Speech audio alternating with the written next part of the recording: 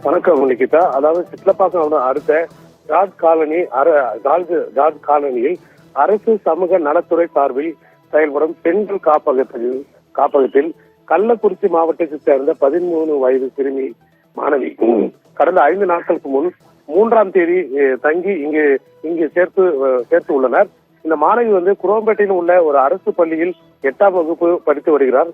தந்தை இறந்த நிலையில் தாய் மட்டுமே இங்கு இவரை சேர்த்து இந்த பள்ளி இந்த சமூக நலக்குறை சேர்த்து விட்டு சென்றுள்ளார். இன்று அதிகாலை அப்பெண் வலது கால் எலும்பு முறிவுடன் அழுது கொண்டு இருந்த நிலையில் நிர்வாகத்தினர் அவர்களை மீட்டு குரோம்பேட்டை அரசு மருத்துவமனையில் அனுமதித்தனர். அங்கு மருத்துவர்களிடம் தான் படுத்து உறங்கிய போது முகத்தில் துணியால் அழுத்தி மறைவான இடத்திற்கு தூக்கி சென்று பாலியல் துன்புறுத்தல் செய்ததாகவும் சத்தம் போட்டு கூச்சலிட்டதும் அந்த நபர் அருகில் இருந்த கட்டையை எடுத்து காலை உடைத்ததாகவும் அந்த சிறுமி கூறியுள்ளார்.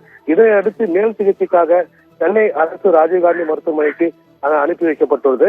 மேலும் அப்பெண்ணுக்கு கூடுதல் பரிசோதனைகள் செய்யவும் சிகிச்சை அளிக்கப்படுகிறது. அதே வேளையில் சிட்லப்பாக்கம் போலீசார் வழக்கு பதிவு செய்து பணியில் இருந்த சிட்லப்பாக்கம் பெரியார் தெருவை சேர்ந்த மேத்யூ என்பவரை கைது செய்து தற்போது விசாரணை மேற்கொண்டதில் பிடிபட்ட காவலாளி மேத்யூவிடம் தொடர்ந்து விசாரணை நடத்தியதில் குற்றத்தை ஒப்புக்கொண்டார். மேலும் இந்த நிலையில் சிறுமி தூக்கி சென்றது